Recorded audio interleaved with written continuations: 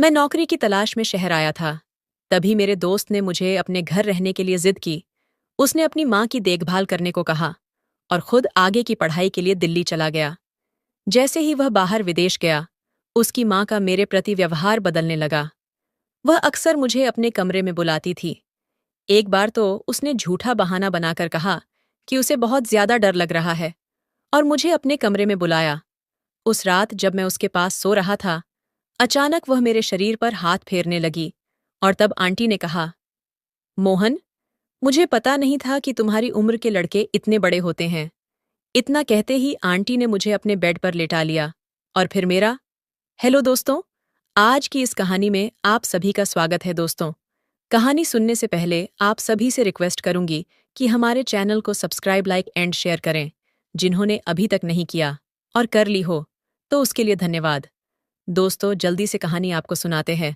मेरा नाम मोहन है। अभी अभी ही मैं नौकरी के लिए शहर आया था।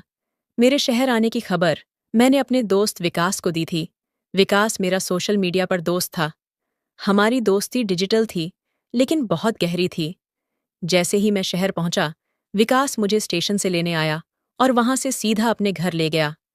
विकास के घर पहुंचते ही मेरी नज़र एक खूबसूरत महिला पर पड़ी और मैंने उसे विकास की बहन समझ लिया। तभी विकास ने मेरी गलत फहमी दूर करते हुए कहा, मोहन, अरे ये मेरी बहन नहीं है, यह तो मेरी माँ है। आंटी इतनी सुंदर और जवान दिखती थी कि मैंने उसे उसकी बहन समझ लिया था। आंटी किसी जवान लड़की जैसी लग रही थी। मैंने उसे पहले कभी नहीं देखा था, इसलिए मेरा भ्रम होना स्वाभाविक था। उस दिन विकास से मिलकर मुझे बहुत खुशी हुई थी। दोपहर के खाने के बाद मैं वहां से निकलने लगा, क्योंकि मुझे अपने लिए रहने की व्यवस्था देखनी थी। मैंने कहा कि मुझे काम है और वहां से निकलने लगा। तभी विकास ने मुझे रोका। उसने कहा, मोहन, तुम हॉस्टल वगैरह क्यों ढूंढ रहे हो? जब तुम्हारा अपना घर है तो तुम्हें हॉस्टल में रहना सही नहीं लगता। तभी मैंने कहा, अपना घर?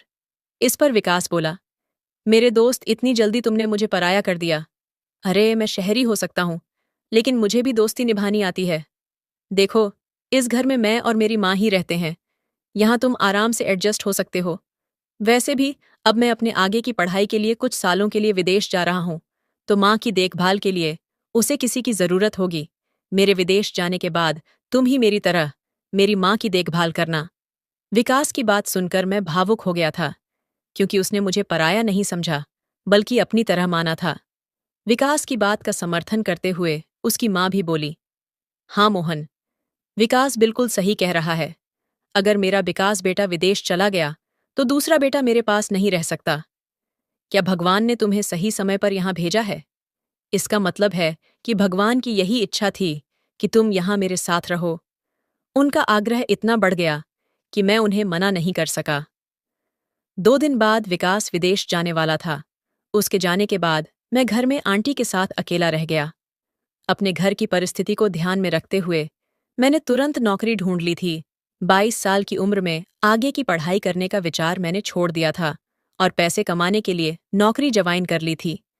मेरे पास इतना पैसा नहीं था कि मैं आगे की पढ़ाई कर सकूं, इसलिए मैंने नौकरी करने का निर्णय लिया। शहर में मुझे एक ठीक-ठाक नौकरी मिल गई थी। इसके विकृत विकास का भाग्य बहुत अच्छा था कि उसे 22 साल की उम्र में विदेश में पढ़ाई करने का मौका मिला। खैर, किस्मत किसकी कैसी होती है, यह कहकर मैंने अपनी किस्मत को दोष देना बंद कर दिया। उस दिन के बाद से मैं विकास की माँ को अपनी माँ मानकर उनके साथ रहने लगा। लेकिन आंटी के मन में मेरे प्रति अनुचित भावनाएं थीं, जिस पर पहले मेरा ध्यान नहीं गया। लेकिन धीरे धीरे वह सब बातें मेरी नज़रों में आने लगीं। आंटी शहर में नौकरी करती थीं। उस रात आंटी ने हम दोनों के लिए मेरा पसंदीदा खाना बनाया था। वह बोली, मैंने तुम्हारे सोशल मीडिया से तुम्हारी कुछ पसंद नापसंद के बारे में पता कर लिया है। तुमने अपनी बायो में लिखा है कि तुम्हें महाराष्ट्रियन फूड बहुत पसंद है ना आंटी? मेरी पसंद नापसंद का ख्याल रखने लगी थी। उस रात जब हम खाना खा रहे थे, वह मेरे पास आकर बैठ गई। उसने मेरी थाली में एक रोटी रखी। खाना खत्म होने के बाद मैं आंटी की मदद करने लगा और डाइनिंग टेबल से बर्तन उठाने लगा। मेरा काम देखकर ओ बोली, तुम बिल्कुल परफेक्ट लड़के हो। मैंने कई बार विकास के मुंह से तुम्हारी तारीफ सुनी है और तभी से मैं तुमसे मिलने के लिए उत्सुक थी। तुम और विकास में बहुत फर्क है। विकास कभी भी घर के कामों में मदद नहीं करता। उल्टा वह घर का सामान इधर उधर फैलाने में एक्सपर्ट है। विकास के मजेदार किस्से सुनकर मैं हंसने लगा। हंसते हंसते आंटी अचानक शांत हो गई। मुझे लगा कि उसे विकास की याद आ रही होगी, इसलिए मैंने उनके कंधे पर हाथ रखकर कहा, आंटी, अगर विकास की याद आ रही हो तो मैं उसे फोन कर देता हूं। तुम इतनी उदास मत हो। तब आंटी ने मेरे हाथ पर हाथ रखकर कहा, विकास हमेशा के लिए विदेश नहीं गया है, ये मुझे अच्छी तरह पता है। मुझे अब उसकी याद में शांत नहीं बैठना, बल्कि मैं अचानक तुम्हारे ख्यालों में खो गई थी। आगे वह बोली, मैं सोच रही थी कि तुम कितने परफेक्ट हो। अगर तुम बार बार मुझे इस तरह इम्प्रेस करते रहोगे तो फिर मेरा क्या होगा। तुम मुझे बार बार इस तरह से इम्प्रेस मत किया करो, नहीं तो फिर मुझे संभालना तुम्हारे लिए मुश्किल हो जाएगा। यह कहकर आंटी मेरे हाथ से प्लेट लेकर किचन में चली गई। कुछ समय तक मैं एक ही जगह पर इसी तरह खड़ा रहा। आंटी की बातें मेरे सर के ऊपर से गुजर गई थीं। धीरे धीरे आंटी ने मेरे सामने अपनी सुंदरता का असर डालना शुरू कर दिया। वह हर रोज सुबह जल्दी उठकर योगा करती थी। जब मैंने उसे योगा करते देखा तो मुझे उसकी जवान दिखने का राज समझ आया। एक बार आंटी मुझे ऑफिस से जल्दी घर बुलाया था, क्योंकि उसे मार्केट में शॉपिंग के लिए जाना था और वह चाहती थी कि मैं उन्हें लेकर जाऊं। उस दिन मैं दोपहर में आधा दिन की छुट्टी लेकर घर आया। घर पहुंचने के बाद मैंने बार बार बैल बजाई, लेकिन अंदर से कोई आवाज नहीं आ रही थी। शायद बैल भी नहीं बज रही थी। तब मैंने अपने पास रखी दूसरी चाबी से दरवाजे का ताला खोला और अंदर चला गया। हॉल में मुझे कोई दिखाई नहीं दिया। तभी मुझे आंटी के कमरे से पानी की आवाज सुनाई दी। मुझे लगा कि शायद घर के किसी कमरे से पानी चल रहा होगा, क्योंकि मुझे जल्दी घर बुलाकर भी आंटी कहीं नजर नहीं आ रही थी। कौन जानता है कितनी देर से पानी बर्बाद हो रहा होगा, और अब और पानी बर्बाद ना हो, इसीलिए मैंने उस पानी की आवाज की दिशा में जाना शुरू कर दिया। उस पानी की आवाज का अंदाजा लगाते हुए मैं एक कमरे के पास पहुंचा, जहां बाथरूम से पानी की आवाज आ रही थी। मैंने दरवाजा खोलने के लिए हाथ बढ़ाया, तभी अंदर से दरवाजा खुला था। सामने मैंने आंटी को खड़ा देखा, जो पूरी तरह भीगी हुई थी। उनके चेहरे पर गीले बालों से पानी की छोटी छोटी धाराएं गिर रही थीं। उसका वह मोहक रूप देखकर कुछ पल के लिए मैं वहीं खड़ा रह गया और उसकी ओर एकटक देखता रहा। आंटी की उस सुंदरता में इतना खो गया था कि मुझे होश ही नहीं रहा। जब मुझे दरवाजा बंद होने की आवाज सुनाई दी, तब मैं होश में आया। मुझे समझ में आया कि आंटी ने मुझे सामने देखकर फिर से बाथरूम के अंदर दरवाजा बंद कर लिया। मैं वहां से बाहर हॉल में आकर बैठ गया।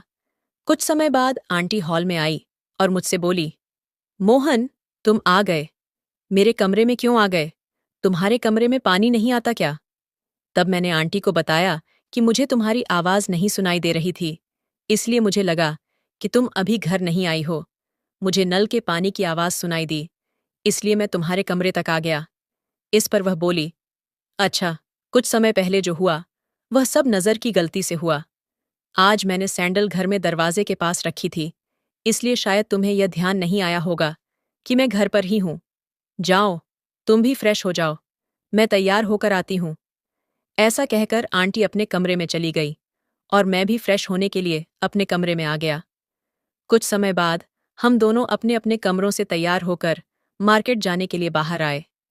आंटी बहुत साधारण कपड़ों में तैयार हुई थी, लेकिन फिर भी वह बहुत सुंदर लग रही थी। मुझे उन्हें देखकर ऐसा लग रहा था जैसे पहली बार मैं किसी स्त्री की ऐसी सुंदरता देख रहा हूं।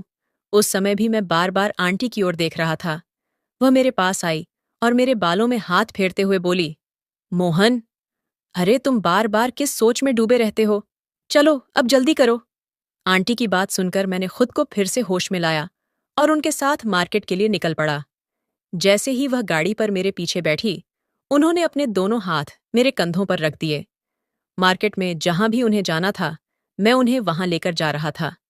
घर लौटने के बाद आंटी ने मेरे चेहरे पर हाथ फेरते हुए कहा, तुम्हें परफेक्ट मैन का नाम पूरी तरह से सूट करता है, क्योंकि तुम सच में वैसे ही हो, बिल्कुल परफेक्ट। तुमने बिल्कुल भी शिकायत नहीं की। जहां जहां मुझे जाना था, तुम मुझे वहां लेकर गए, जिससे मेरी शॉपिंग जल्दी खत्म हो गई। नहीं तो तुम्हारा दोस्त विकास मुझे एक दुकान पर छोड़ देता है और बाकी जगहों पर मुझे पैदल दल जाना पड़ता है, जबकि वह गाड़ी में बैठा रहता है। लेकिन तुमने तो सारे बैग उठाए और मुझे हर जगह गाड़ी पर बिठाकर ले गए, जिससे कि मेरा काफी समय बच गया।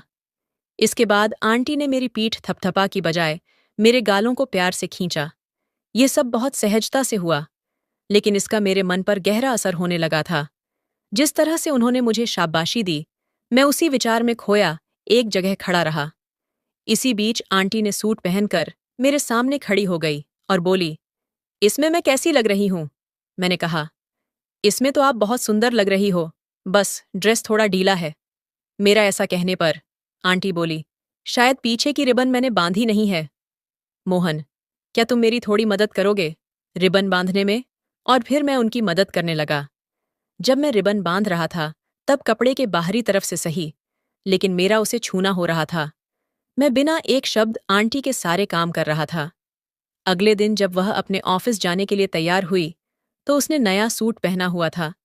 जब वह अच्छे से तैयार होकर आई, तो उनकी सुंदरता और भी ज्यादा निखर कर आ गई थी। उस दिन आंटी ने मुझसे कहा, कल तुमने दोपहर के वक्त मेरे लिए आधे दिन की छुट्टी ली थी, वैसे ही आज सुबह के कुछ घंटे आधे दिन की छुट्टी लो और मेरे साथ ऑफिस चलो। आंटी, मुझे अपने ऑफिस क्यों ले जा रही थी, ये उसने ठीक से नहीं बताया था। जब हम ऑफिस पहुंचे और उनके फ्लोर पर एंट्री की, तो उन्होंने मेरा हाथ पकड़ लिया। आंटी का यह अजीब व्यवहार मुझे समझ नहीं आया था। उनके ऑफिस में कई कर्मचारी हमें अलग अलग नजरों से देख रहे थे। वह दिखने में इतनी बूढ़ी भी नहीं थी, लेकिन वह वहां क्या कर रही थी, यह मुझे समझ नहीं आ रहा था। वह मुझे सिर्फ अपने फ्लोर पर नहीं, बल्कि अपने बॉस के केबिन में भी ले गई। उनके बॉस हमें अजीब नजरों से देख रहे थे। आंटी ने बॉस से मेरी पहचान कराते हुए कहा, यह मेरा मोहन है। ऐसा कहकर उन्होंने मेरा परिचय दिया। किसी लड़के का परिचय ऐसे कौन कराता है? भला बॉस से मिलाने के बाद आंटी मुझे बाहर लेकर आई और मुझे वहां से जाने के लिए कह दिया। आंटी के ऑफिस में मैं उनसे कोई सवाल ना कर सका। जब शाम को घर आया, तो आंटी का व्यवहार थोड़ा अजीब था। घर आते ही आंटी ने मुझे गले लगा और कहा, आज तुम मेरे साथ ऑफिस आकर मेरी बहुत बड़ी मदद की। आंटी मुझसे बात कर रही थी। तभी अचानक जोर से बिजली कड़की, जिसकी आवाज से आंटी डर गई और उन्होंने मुझे गले लगा लिया। उस वक्त उनकी वह गले लगाने की भावना कुछ अलग ही थी। जब बिजली की आवाज बंद हुई, तो आंटी मुझसे दूर हो गई, लेकिन जाते जाते मेरे चेहरे पर हाथ फेरते हुए बोली, अच्छा हुआ तुम जल्दी घर आ गए। देखो ना, तुम्हारे आने के कुछ देर बाद ही इतनी जोर से बारिश शुरू हो गई। आंटी मेरी ज्यादा ही चिंता करने लगी थी, और उसकी यह चिंता मुझे अच्छी लगने लगी थी, लेकिन साथ ही मुझे उन पर कुछ शक भी हो रहा था। उस वक्त आंटी दरवाजे पर खड़े होकर उत्सुकता से बारिश देख रही थी, लेकिन बाहर जाने से डर रही थी। उनके चेहरे से मुझे साफ दिखाई दे रहा था, वह बारिश में भीगना चाहती थी। तभी मैंने उनका हाथ पकड़ा और उन्हें बाहर कंपाउंड में ले गया। आंटी बारिश में भीगने से डर रही थी, लेकिन मैंने उनका हाथ पकड़कर उन्हें बारिश का मजा लेने को कहा। बारिश का आनंद लेते हुए उनके चेहरे पर जो खुशी थी, उसे देखकर मैं भी बहुत खुश हो रहा था। आंटी के बारे में मेरे मन में क्या भावनाएं आ रही थीं, ये मुझे भी समझ नहीं आ रहा था। आंटी मानो किसी बॉलीवुड फिल्म की तरह बारिश में भीगने लगी। वह बारिश में मस्ती करते हुए बार बार मेरे इर्द गिर्द घूम रही थी और मेरा हाथ पकड़कर डांस करने की कोशिश कर रही थी। तब आंटी ने मुझसे कहा, मोहन, तुम सच में बहुत अलग हो। आज तुम्हारे साथ पानी में भीगते हुए मुझे ऐसा लग रहा है जैसे मैं किसी फिल्म की हीरोइन हूं और तुम मेरे हीरो हो। आंटी ने यह सब बातें बड़ी सहजता से कह दी, लेकिन मेरे मन पर इसका असर कुछ अलग ही तरह होने लगा था। घर में घुसते ही आंटी मेरे लिए तौलिया लेकर आई और अपने हाथों से मेरे बाल पोंछने लगी। तभी हमारी नजरें मिली और आंटी मुझे बड़े ही प्यार से देख रही थीं। आंटी ने कहा, मोहन, जिस तरह से तुम मेरे साथ बातें करते हो, वह विकास ने कभी नहीं की। वह तो हमेशा अपने पढ़ाई में व्यस्त रहता था। वह बोल ही रही थी। तभी मैंने उनसे पूछा, आंटी, तुमने अपने बॉस से मेरी पहचान मेरा मोहन कहकर क्यों करवाई थी? इसका मतलब क्या है? ये सुनते ही आंटी एकदम से चौंक गई और वहां से चली गई। लेकिन रात को सोने के समय आंटी ने मुझे अपने कमरे में बुलाया। वह बोली, आज मुझे बहुत डर लग रहा है। क्या तुम आज मेरे साथ सो सकते हो? मदद के तौर पर मैं आंटी के कमरे में सोने के लिए तैयार हो गया। उस रात आंटी के कमरे में सोते वक्त मुझे बार बार ऐसा लग रहा था जैसे कोई हमारे कमरे की जासूसी कर रहा हो। मेरी नजरें कभी दरवाजे पर, तो कभी खिड़की पर जा रही थीं। सोने से पहले मैंने आंटी की तरफ देखा तो वह मुझे दिखाई दी। आंटी ने कहा, मोहन, तुम अभी तक सोए नहीं। मैंने जवाब दिया, मुझे ऐसा लग रहा है कि कोई इस कमरे की जासूसी कर रहा है। इस पर आंटी ने कहा, मुझे भी तब से ऐसा ही लग रहा है, इसलिए मैं भी नहीं सो पाई। शायद यह हमारा भ्रम हो। ये कहकर आंटी ने मुझ पर हाथ रखकर सोने की कोशिश की। कुछ समय बाद ही अचानक कमरे की लाइट जल गई और किसी ने मां की आवाज लगाई। इस आवाज से मेरी और आंटी की नींद खुल गई।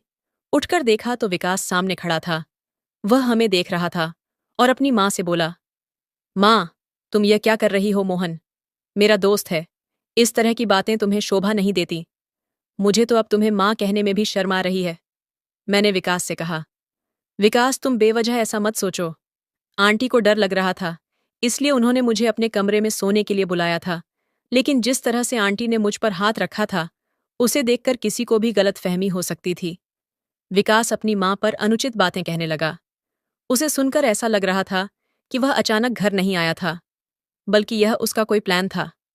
मैंने विकास से कहा, विकास, इस छोटी सी बात पर तुम आंटी पर ऐसे आरोप कैसे लगा सकते हो?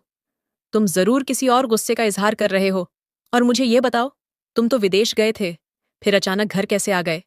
इस पर विकास ने कहा, मैं विदेश नहीं जा सका क्योंकि मेरी मां के पास इतने पैसे नहीं थे। मां से पैसे का इंतजाम नहीं हो पाया, इसलिए मैं अपने चाचा से कुछ पैसे लेने गया था।